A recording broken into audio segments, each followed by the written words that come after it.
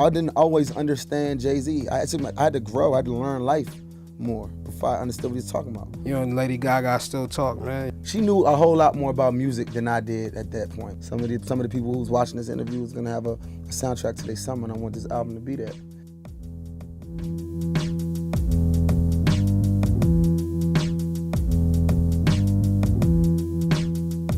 What's going on, everybody? This is Shaheem Reid. Welcome to another edition of the Roundup.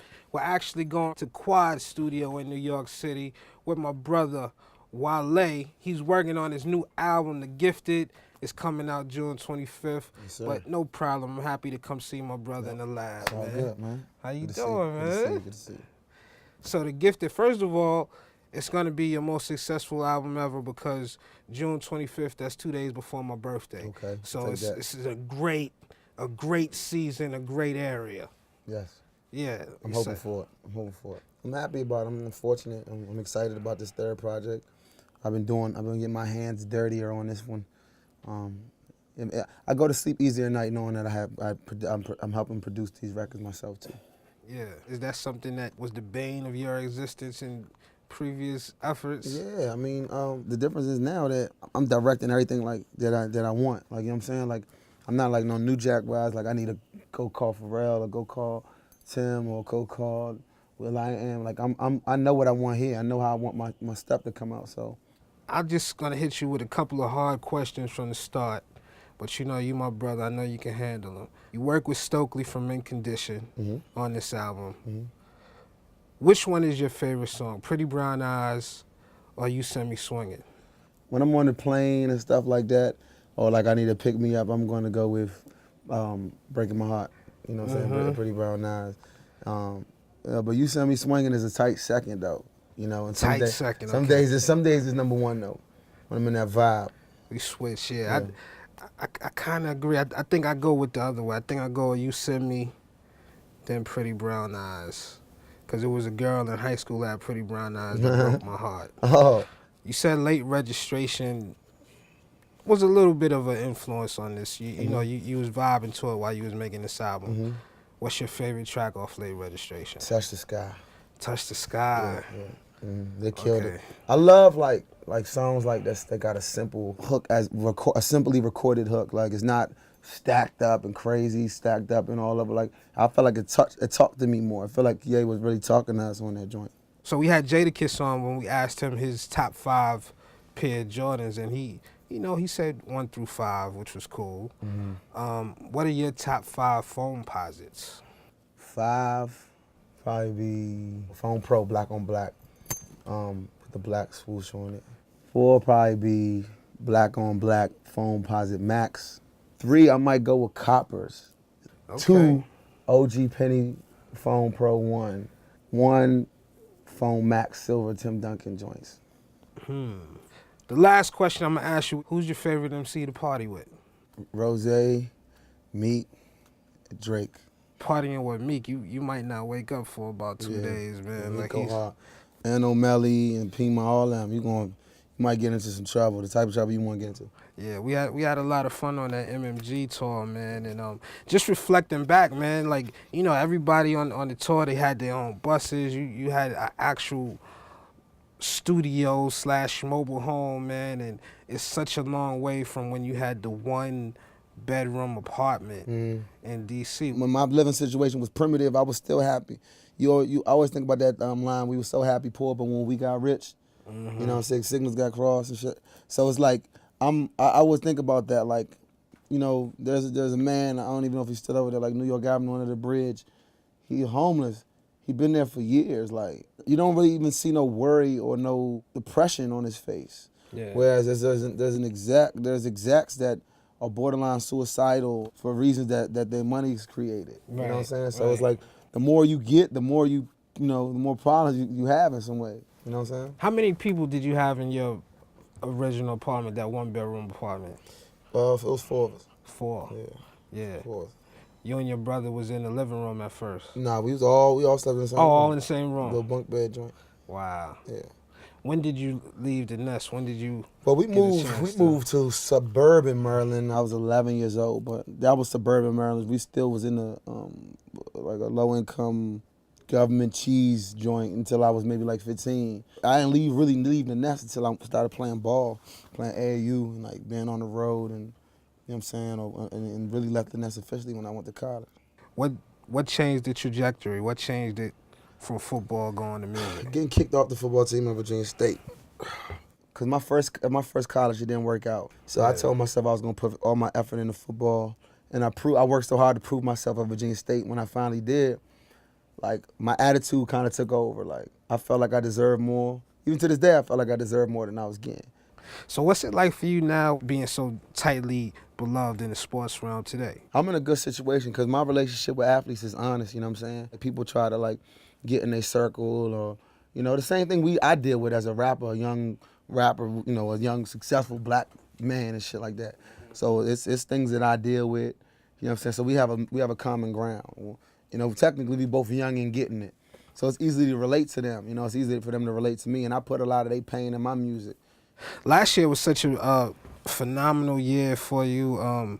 You know, even going back to late 2011 when Ambition first came out, you really kicked MMG off. Yeah, no, it was good. It was good. I mean, I never doubted my fan base. You know what I'm saying? I always believed in them because I felt like I could have done Crazy Numbers my first album, but I was almost like a guinea pig in some ways to Interscope because they didn't really know what or how to break that mold like that. The internet, you know, street buzz. I had an internet street buzz, like, and they never really seen nothing like that on like an underground level before, so they didn't really know how to break it. Yeah, you and Lady Gaga still talk, man. Yeah, have conversations about trying to do something else. That'd be fun. She knew a whole lot more about music than I did at that point, but I studied so much. I've learned so much from some of the greats. Like, I feel like I can make it a hit with anybody right now. Yeah. I feel like I got the jumper kicking crazy. Fast forward a little bit, you know, 2012, so many blockbuster records came out. Lotus Flower Bomb, the most played song on the radio. Mm-hmm. It's a good feeling, man. I remember I couldn't get one song played on the radio. But like, no, like I don't really do this for radio spins. Yeah. I just try to keep it real and just tell an honest story and paint pictures every go around. So, I mean, I'm fortunate enough that it worked within the scheme of what radio was doing. Lotus was such a monster hit, but I really love Sabotage off the last album, man. I really love that record. Well, I appreciate it. It's just a part about being honest. Like I let all my life speak in this music. You know what I'm saying? And even more so with The Gifted, I'm gonna elaborate on some of the things I haven't, or some of the things I may have teased on before. I'm gonna get a little deeper into it. What's the most outrageous lie that's ever been told about you? I mean, you know how these industry dudes be lying. A lot of industry people be lying a lot though. So Yeah. I think if some of the people who lied on me might be watching this interview, so they know what they said. So they're gonna have to comment when they see the They show, gonna comment. man. Internet an evil place, man. It's an evil, evil place. What was the toughest song to record that you had to share, or that you might not have been ready to share? The toughest song that I haven't recorded yet for that very reason. It's got to be like just me in here one day probably. It's gonna be. I mean, I got some of the thoughts together, but I'll probably be in here with myself. Who's the sexiest female athlete? Skylar. Skylar. Yeah. You like them ball players. Skylar. All right, that's gonna start some rumors, man. You ready for that? Whatever. She know she bad. The name of the new album is called The Gifted, man. Mm-hmm. What's your biggest non-monetary gift that The Gifted brought you? I say it in the top of the record, like it's really like it's a curse. Yeah. A little bit. You know what I'm saying? Like the initial title of the album was The Curse of the Gifted. But there's such a connotation, and you might hear it a certain way, the album a certain way if I went with that title, but that's the underlying theme of The Gifted, is that there's things that come with it. Yeah. You know what I'm saying? There really might not be anything non-monetary that comes with it, because your sanity, you give it up a little bit when you get famous. Sonically, man, it's you know, we talked about Stokely, but it really just has a really good vibe of live music and instrumentation. Why in that direction? Like I'm challenging myself, like as an artist, like not just as a rapper. Like I'm playing melodies in my head. I'm reciting them to the engineer, and we're playing them with live musicians. I'm putting some vocals here and making this record come to life a little more. And I'm just challenging myself, man, because I'm not going with 100 million records on this album. I want to provide a real life listening experience. You know, I want a solid body of work. I want to have a soundtrack to some people's summer. Some of the people who's watching this interview is gonna have a soundtrack to their summer, and I want this album to be that. On Bad, you talk about a girl that never made love, which is interesting, man. Mm-hmm. Tell me about coming up with that concept. Well, initially I had Tierra write a reference for Rihanna because I was trying to get her some writing bread, like, you know what I'm saying? So anyways, I had the record for Rihanna. For whatever the case was, I don't think it got to her. So I said, all right, well, I sat with her a little longer. I was like, man, you know what? This is a hit. Let me skip the rich part and just get you. Just put out there. Let me put you out there because I felt like she was ready. So I put it out. And, you know, I wanted to prove something. Like, people go for the big names on records all the time. And I just, you know, I want to be respected as a musician, like, you know, arranging songs and finding what works and co-producing and everything. So I made sure that, you know, I'm letting people know with this Bad record, like, I can do this. I can go take somebody I never heard of and we can go get a #1. Yeah. Yep. You know what my favorite song off the album is? Can we talk a little bit about that? What's that? Sunshine. Sunshine, man. Yeah. Phenomenal record. I'm just talking about the highs, more like on the optimistic side of things, with the things that come with the gift, like you know, with this gift, with my skill, I'm trying to. I got rich already. I mean, like, yeah. that never was the goal, but I knew it was a necessary thing to happen before I got the position. Everybody respect the dude with money. Yeah. Everybody, I don't care who you are. There's some of the most evil men in the world.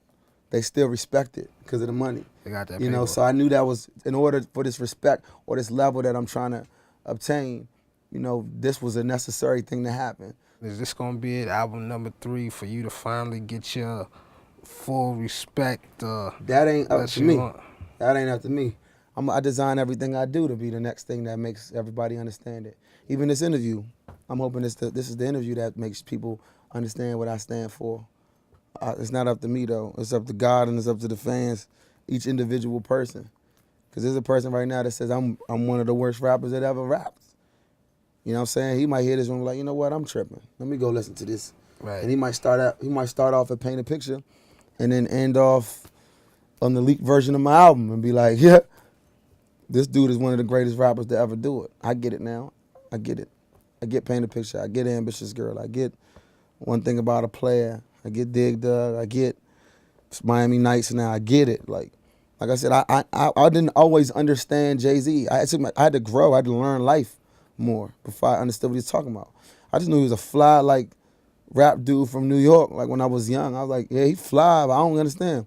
Now it's like, wow, I listen to Imaginary Players and be like, yo, I'm sorry. Like, I'm sorry, hip-hop gods. I didn't know.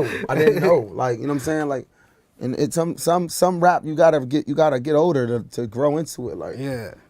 And one of the things that we talked about too is some of the people who may love you, but not all the way happy to see you where you at.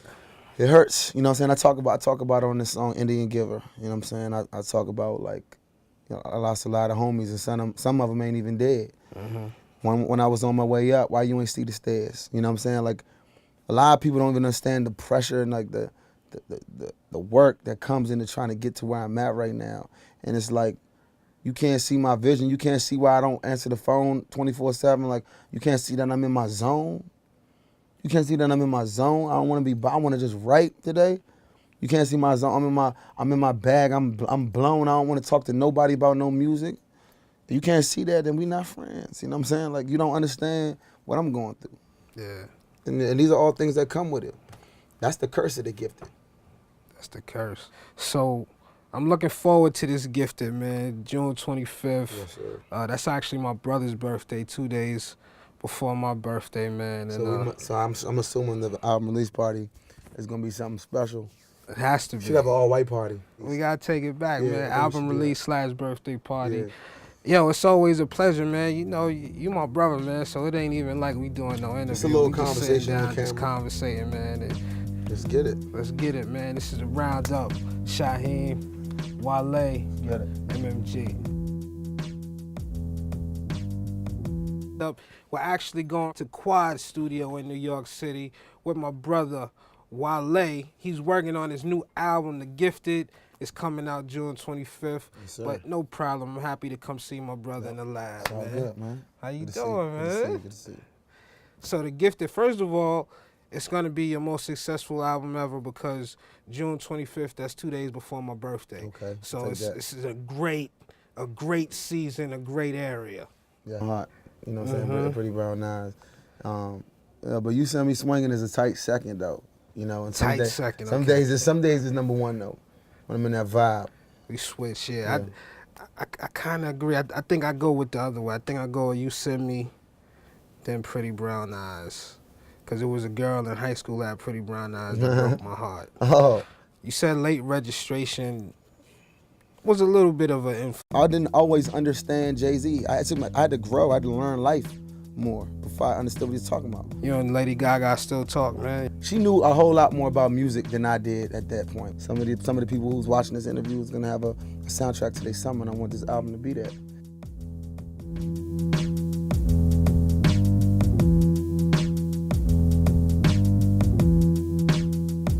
What's going on, everybody? This is Shaheem Reid. Welcome to another edition of the Roundup. Yeah, I'm hoping for it. I'm happy about it. I'm fortunate. I'm excited about this third project. I've been getting my hands dirtier on this one. I go to sleep easier at night knowing that I'm helping produce these records myself too. Yeah, is that something that was the bane of your existence in previous efforts? Yeah, I mean, the difference is now that I'm directing everything like that I want. Like, you know what I'm saying? Like, I'm not like no New Jack wise. Like, I need to go call Pharrell or go call Tim or go call Will I Am. Like, I know what I want here. I know how I want my stuff to come out. So, I'm just gonna hit you with a couple of hard questions from the start. But you know, you my brother. I know you can handle them. You work with Stokely from Mint Condition on this album. Which one is your favorite song? Pretty Brown Eyes or You Send Me Swinging? when I'm on the plane and stuff like that, or like I need to pick me up, I'm going to go with Breaking My